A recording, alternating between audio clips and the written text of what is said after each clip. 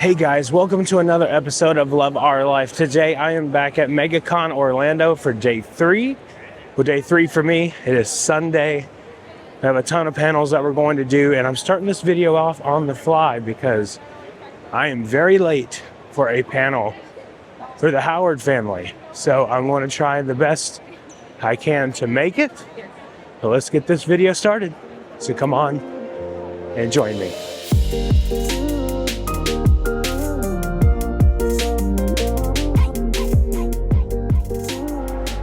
All right, going down into the showroom floor because that's the way we got to go to make it to the other side of the North Concourse. It is currently 10:15. The panel starts at 11, so I don't know if we're going to make it in time, but we are going to try and make it. Hopefully so. A bit adventurous today. A little different than the last few days. But let's go. And just because it's Sunday does not mean that everyone has gone home and given up. No, quite the opposite today. Okay, made it over to the North Concourse, heading up to level 3 here. It doesn't seem as busy today. Of course, it's probably not, but still. Okay, I did make it. So I did make it in line. We're going to see it's about now 10:26, so it didn't take me too long to get over here. To meet the legendary Howard family. And I need y'all to make all the noise, show all the love to Mr. Clint Howard, Bryce Dallas Howard, and Mr. Ron Howard!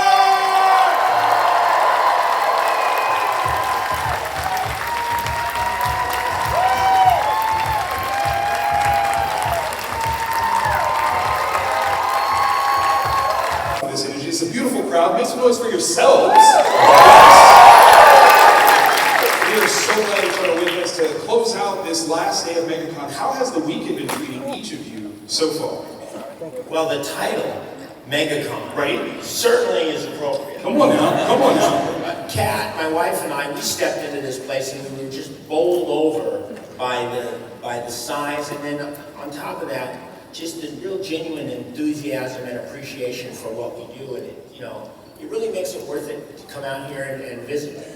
Love it. Yeah, I would say the same exact thing as what you said, Uncle Clint.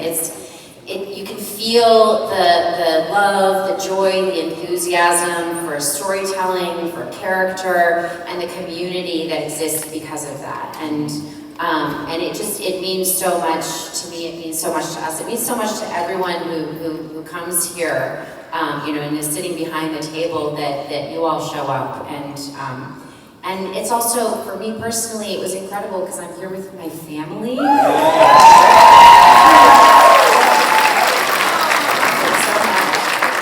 I've also gotten to hang out with the Skeleton Crew kids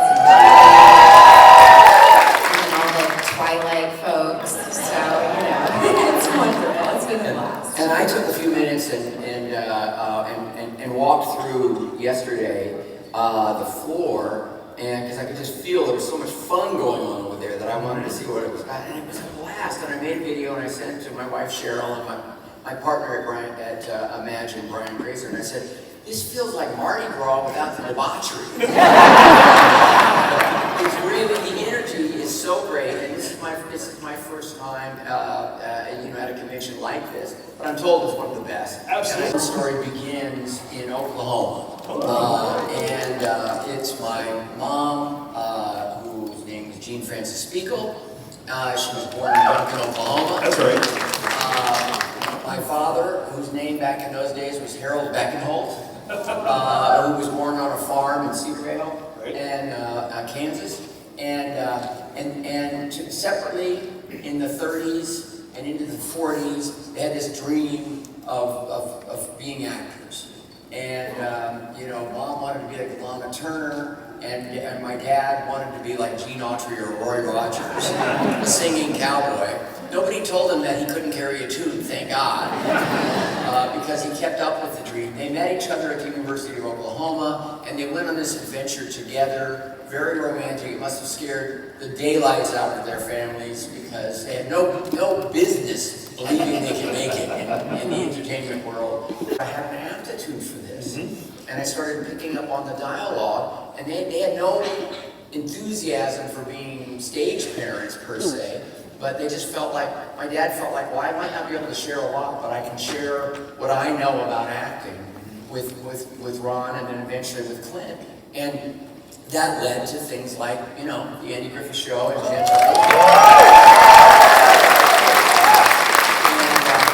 and the big blessing was we just stayed as a tight family. I'll put in a plug for our book, The Boys, Yes. a memoir of Hollywood family.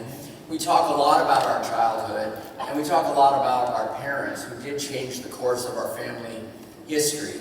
Now then, I'll just carry this one up. So Clint and I had our careers, loved it. I turned into, went to directing, Imagine Entertainment, loved all of that. Bryce started to show a real aptitude for it early on, and she would ask about it, and my wife Cheryl and I would say, no, we can't let you be a child actor.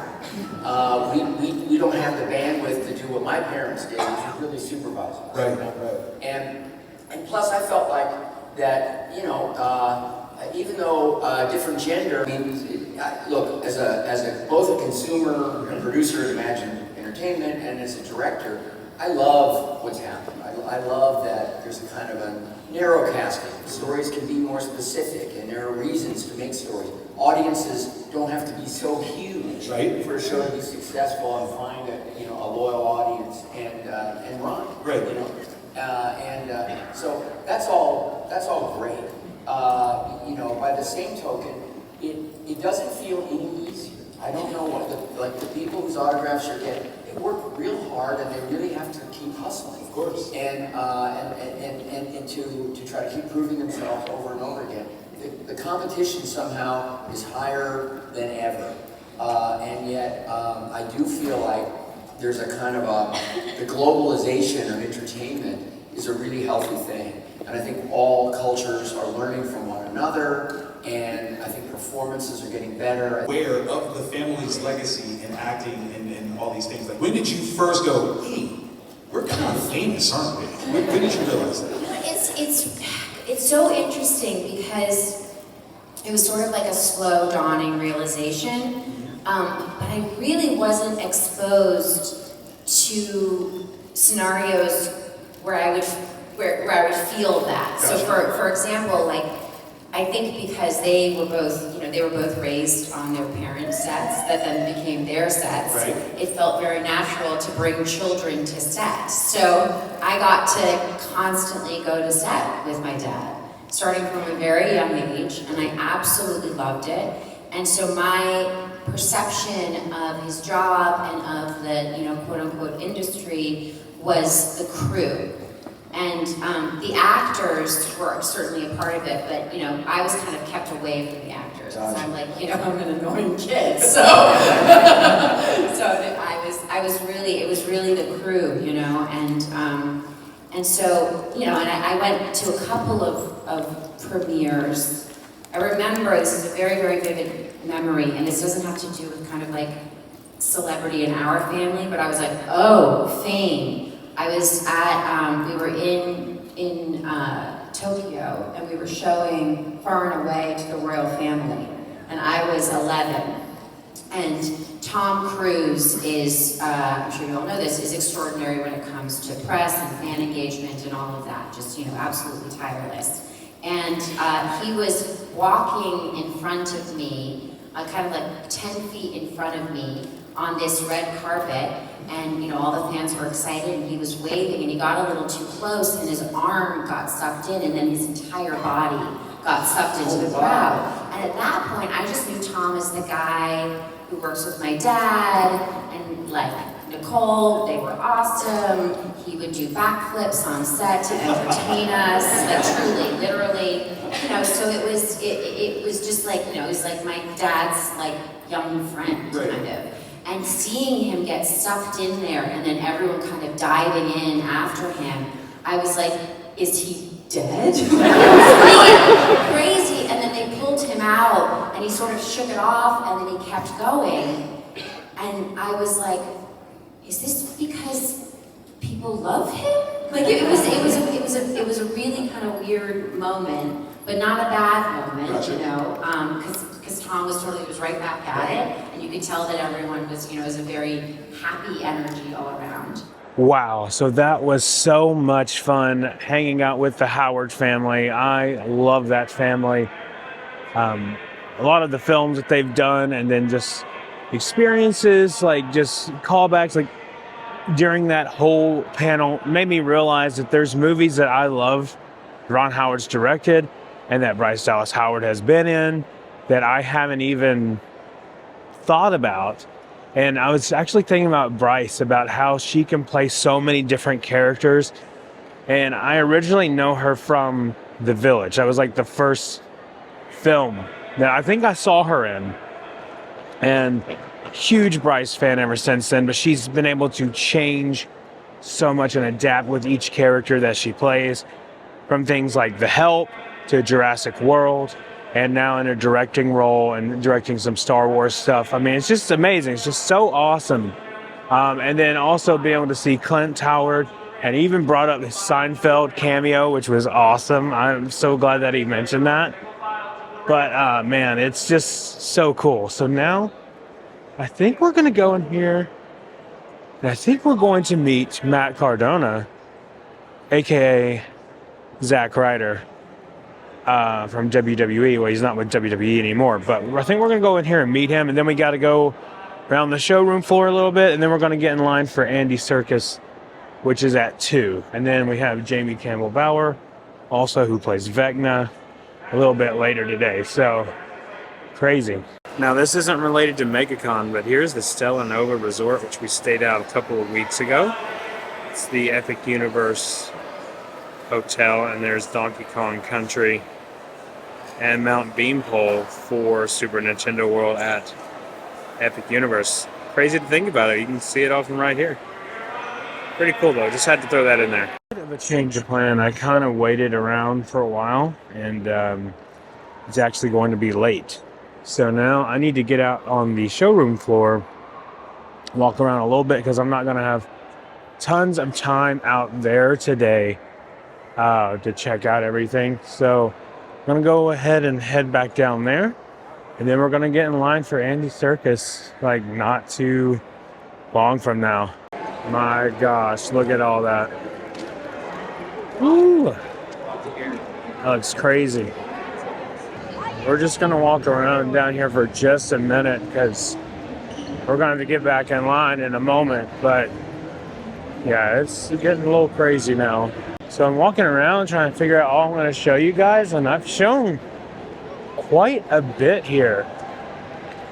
I think we're just going to mainly focus on the panels for the rest of the day. Because I think, you know, everything else we've pretty much either shown or done. Of course, it's crazy busy. Did want to point this out. I didn't point this out the other day, but they do have an official merch store here, right here inside of the showroom floor. This is amazing. They don't have very many lanyards left. You can see them sitting there, but all right, I decided to come back and just go ahead and stand in line for the Andy Serkis panel. Got about an hour before it starts, and I'm in the first row here, so that's good. Okay, we are moving. Waiting all weekend for this. All right, I'm pretty happy with where we are sitting here. We are pretty close here. Thank you so much for your patience. Wow, look at all of you beautiful people. Thank you so much for coming to see the one and only Andy Serkis. And thank you to our ASL team for being here, tech, everybody. My name is Jeffrey Vega, and I'm a social producer at IGN. Thank you so much for coming here. You guys are not going to believe this, but Andy Serkis is backstage right now. So without further ado, I have the pleasure to welcome to the stage, Andy Serkis!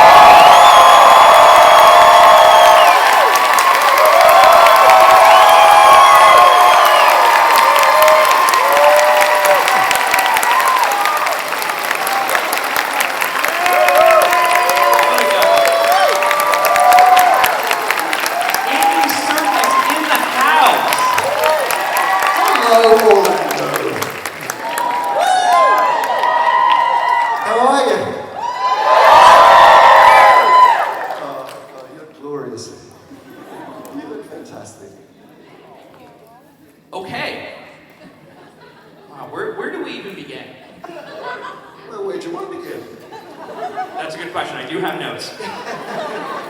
So, Andy, you are a legend in film, and I would immediately run out of time if I said every franchise you were in, but I will try. We have The Lord of the Rings, The Hobbit, Star Wars, Marvel, DC, The Planet of the Apes. Oh, we actually are out of time. Let's just jump right in. Okay. I'm so excited to talk to you. This is crazy. So, okay, I'm gonna jump right in. In Star Wars, you played Supreme Leader Snoke, who's not a good guy, but you've also played Kino Loy, who's a nicer guy.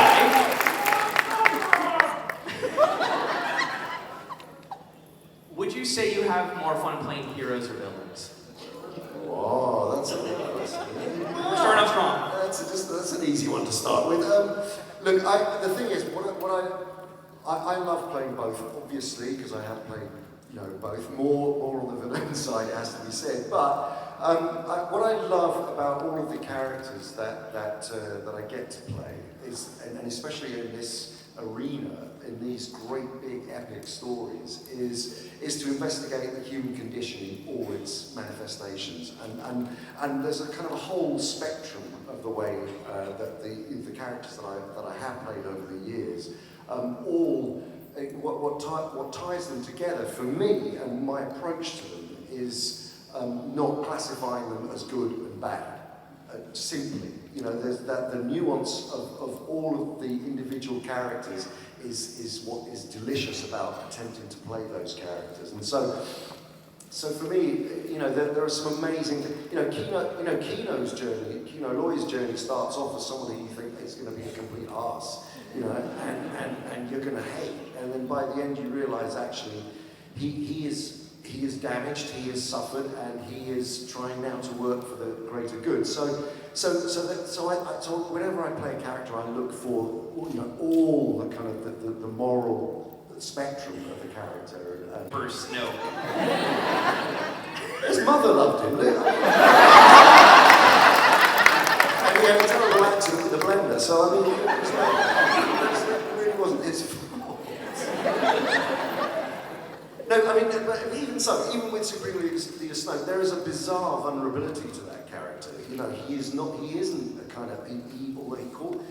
People who call themselves Supreme Leaders have, they've got a lot of things going on. Yeah, I feel like if you have to say or something, it's probably. So Andy, I don't even have to introduce your work in motion capture. I mean, you're obviously a legend in that regard. And technology has obviously changed so much since like Lord of the Rings in the 2000s. I'm very curious to know what it's like adapting to that new tech, because how is it that you are able to stay with the times and like continue to perfect your craft in the last 20 years? Because like you're famous for that, and like it's a lot of work to sort of make sure you're always doing the best work with technology that we may not even understand at the time. How does that happen for you? Well, I think look, it all goes back to the genius of Peter Jackson, kind of understanding that he was at a nexus point where he wanted to find a new way of creating digital characters that were driven by an actor's performance, and he knew that he couldn't do the old-fashioned way of creating a digital character with Gollum, i.e. having a tennis ball on a stick and have other actors relate to an inanimate object. He wanted an actor to drive that role because Gollum causes a lot of the drama between, say, Samwise and Frodo. You can't expect those two actors to play off nothing. But that was a big turning point in character creation, which didn't say it hadn't already started, because it had. But this was a truly complex character that was going to be manifested as a CG character, but needed the craft of an actor to drive it, and that really came from Peter. But I also responded to it because I absolutely loved this idea that that, you know, when I first saw myself in the suit, you know, on a screen, there was a very basic grey shaded model of Gollum. That when I was lifting up my right hand, Gollum was lifting up his right hand, and I suddenly knew that I was staring into this magic mirror that was going to completely revolutionise the way that people could play characters. And the greatest epiphany for me of all was actually just after Lord of the Rings, when we were coming to the end, and Peter asked me to play King Kong, and I realised, hey, I've been playing this 3.5-foot ring junkie for the last 3 years, and now I'm going to play a 25-foot gorilla. And for me, this technology means complete freedom. It means anybody can play anything. It means anybody, you know, regardless of what this corporal thing is, you know, whether you're a man or a woman, or you're tall or you're short, or the colour of your skin is irrelevant, you can play absolutely anything. So this 21st century actors tool has suddenly become available. It has taken a long time for people to catch up and understand what the ramifications of that are and what it means. And slowly but surely, many actors now, you know, it's become part of the standard industry practice. But at that time, it was really a big step forward. Yes, and again, that game is called Claire Obscure Expedition 33, which, by the way, 33 is the number in the game, which I'm 33, so I was a little nervous watching that trailer, and I'm like, oh, am I going to turn to dust? You'll be fine. Okay, so switching gears a little bit, we have a little quick game for you, which we call This or That Showdown, where I will ask you just a couple of this or that questions, and then after your answer, we'll ask the audience, that's you guys, for your pick, and if you want to share any kind of whatever story, you know, we'll go. We'll see how it goes. I'm terrible at these kind of things, man. So. I don't believe you. No, I really am. No, you just told me how you started a company to make video games. And other things, of course. Okay, first one is this or that. Would you go to lunch with Gollum or Caesar from Planet of the Apes? Oh my gosh, man. Caesar any day of the week. For one, when Gollum eats fish, it's disgusting. It's a real mess. He spits in your face, and you know it's awful. And and also he can't keep it down for very long because he has acid reflux. But Caesar, on the other hand, is really intelligent. He's very kind of philosophical conversations, and he's a vegetarian. I love that. And what about you guys? I would be nervous to ask Caesar because, of course, his first word was no. So I don't know. That's not going to go well for me. All right, you're definitely not going to like this one. Motion capture or live action acting? No difference. I mean, there is literally no difference between the two, as I have sort of tried to describe. It's the process of acting is acting, and when I was playing Caesar, it was probably one of the most emotionally complex. I mean, apart from Gollum as well, he's pretty emotionally complex. But the journey of playing Caesar, you know, from an infant through to an adult, going through his psychological changes, his physical changes, if I was doing it with a costume or prosthetics, it would be exactly the same process. So I think the terminology motion capture or live action is, you know, we filmed live action. We were filming out on location. I was acting with actors who weren't in mocap suits. It's not like, you know, it's some rarefied little atmosphere and process that's different. It's filmmaking. It's live action filmmaking. That's any different to acting in front of people on a film set. It's the most intense form of, you know, character creation, or, you know, inhabiting the space, whether it's narration or all of the, you know, 132 characters of Lord of the Rings. So it's for me, again, I don't ever draw a distinction between them. My friend told me to tell you to say thank you for doing the audiobooks for Lord of the Rings. It's a great way to just have you in company with whatever you're doing while you're listening to that.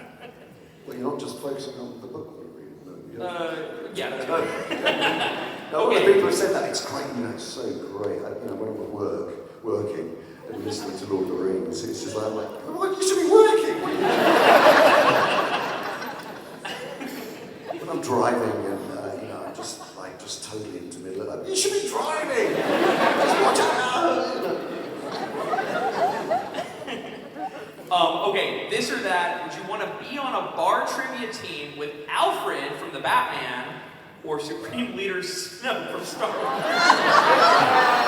For the sheer enjoyment, I'd like to be with Supreme Leader Snow. Because, I cannot imagine you would know the answers to any questions. They're culturally sort of important or of the day. Or I'd just love to see him struggle, actually. I was wondering, like, I hope they ask Star Wars questions in the trivia, because he'll probably know some of them. Do you ever get tired of people asking you about the Batman 2? I know that there's a huge appetite, and boy, I am as hungry for it as you all are. Because I just have to give a big shout out to Matt Reeves here. He is one of the most genius filmmakers, and not only from the Planet of the Apes, but his Batman was just such a joy to be part of, and I feel so blessed and lucky to have worked with him and Rob Pattinson. I think he is just one of the best, and so I'm and I actually talked to him recently when if you've all been watching The Penguin. Colin Farrell's amazing, but we talked. I talked to Matt because I was doing a press thing with him about The Penguin, and I interviewed him for I can't remember what it was for now, but he told me he told me the story of Batman 2. And I'm so excited for it. So the story is... No, You had us in the first half there. So my follow-up question is, what's the story of the Batman 2? Can you scratch that out? Questions that you guys submitted to us. Very excited. And if I call your name, let me know. So this first question is from Isabella R. from Miami. Isabella, she's somewhere. Gollum's voice is so iconic. Was there a moment when you realized just how legendary that character would become? No, not while we were doing it. I mean, you never think that anything is going to become iconic. When you're actually doing it, you just think, oh my gosh, I think I've really screwed that up. That point where you are if you're me. I suppose actually after the moment I realised that it was going to be something was actually at the very, very first premiere of The Two Towers at the Ziegfeld Theatre in New York. And I just remember the scene where Gollum and Smeagol had that back and forth between them. I just remember you all sitting there and we were watching the film, and I just saw this entire cinema full of people all just leaning forward, all as one, and just it was the most incredible thing. And I think at that moment I thought, well, I think that the character's really beginning to work. But up until that point, you're questioning. It was such a long process to bring Gollum together, and there were so many ups and downs with it. But I mean, the voice, as many of you know, was derived from my cat. Does anybody not know the story? Does anybody not know? I mean, we'd love to hear it. I'm sure you all heard it a million times, and I apologise. Do it! No, I can't I'm sorry, you said your cat? Oh, right. Okay, so when I was auditioning to play Gollum, I was looking through all sorts of things for reference and paintings and drawings and sounds and kind of obviously the descriptions from Tolkien in the book and so on. But I was looking for this. He's called Gollum because of the way he sounds, obviously, and it's to do with some sort of constriction in the throat. And then I was thinking, well, but also it's involuntary. It happens. It's like a spasm. It just happens. He can't control it. So I was thinking about this, and then whilst I was looking for this involuntary kind of physical action, that kind of, And in walks my cat, Diz, who suddenly started to cough up fur balls. And I saw his spine just rip, and he started to do this kind of thing. And then he started to go,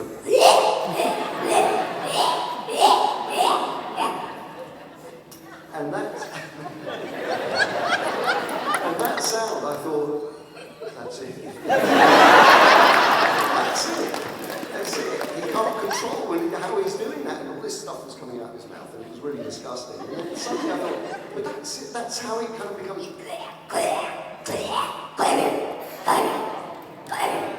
That's exactly how he comes.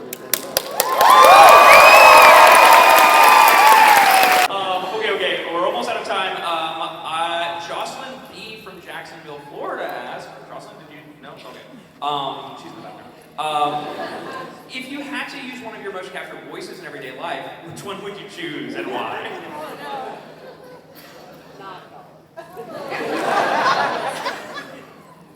That's a good question. I think, again, I think I'll probably, lean into Caesar because he's sort of, he's reasonable. And so even like if I'm talking to my kids and I want to get them to do something, I'd probably be, I mean, if I was Gollum, it would be kind of pretty ugly and nasty. And I did used to use Gollum to get them to bed at times. But definitely Caesar because he's, I think he's, please, pass the salt. This is really not tasty. Darling.